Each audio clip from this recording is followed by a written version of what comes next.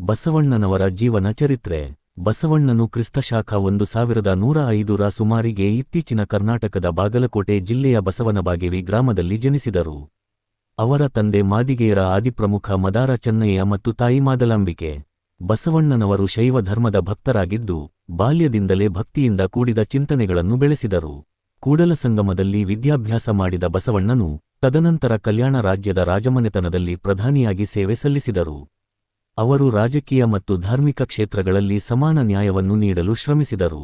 ತಾರತಮ್ಯ, ಜಾತಿ ಭೇದ, ಬ್ರಾಹ್ಮಣಿಕ ಶ್ರೇಣಿಭಾವದ ವಿರುದ್ಧವಾಗಿ ಅವರು ಸಾಮಾಜಿಕ ಕ್ರಾಂತಿ ನಡೆಸಿದರು. ಬಸವಣ್ಣನು ಲಿಂಗಾಯತ ಧರ್ಮದ ಸ್ಥಾಪಕರಾಗಿ ಪರಿಗಣಿಸಲ್ಪಟ್ಟಿದ್ದಾರೆ. ದೇವರನ್ನು ಸಿದ್ಧಲಿಂಗ ರೂಪದಲ್ಲಿ ಪ್ರತಿಷ್ಠಾಪಿಸಿದರು ಮತ್ತು ಕಾಯಕವೇ ಕೈಲಾಸ ಎಂಬ ಸಿದ್ಧಾಂತವನ್ನು ಪ್ರತಿಪಾದಿಸಿದರು. ಅವರು ನಿಷ್ಠೆ, ಶ್ರಮ ಮತ್ತು ಮಾನವ ಸಮಾನತೆಯನ್ನು ಜೀವನದ ಮುಖ್ಯ ತತ್ವಗಳಾಗಿ ಒತ್ತಿ ಹೇಳಿದರು. ಅವರು ವಚನ,ಗಳ ಮೂಲಕ ತತ್ವಶಾಸ್ತ್ರ ಬೋಧನೆ ಮಾಡಿದರು.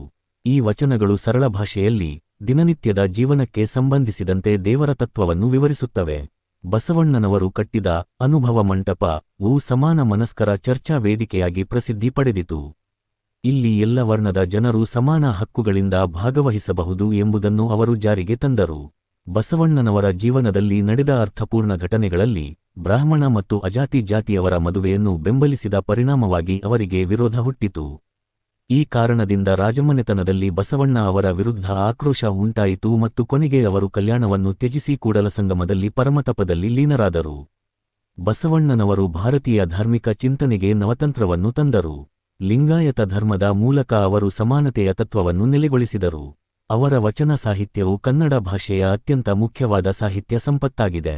ಬಸವಣ್ಣನವರ ಆದರ್ಶಗಳು ಇಂದಿಗೂ ಸಮಾಜದಲ್ಲಿ ಪ್ರೇರಣೆ ನೀಡುತ್ತಿವೆ. ಜಾತಿ ಭೇದ ನಿವಾರಣೆ, ಮಹಿಳಾ ಸಬಲೀಕರಣ, ಶ್ರಮದ ಗೌರವ, ನೈತಿಕತೆಯ ಸ್ಥಾಪನೆ ಎಂಬ ಪ್ರತಿಪಾದಿಸಿದ ಮೌಲ್ಯಗಳು ಸದಾ ಸ್ಮರಣೀಯವಾಗಿವೆ.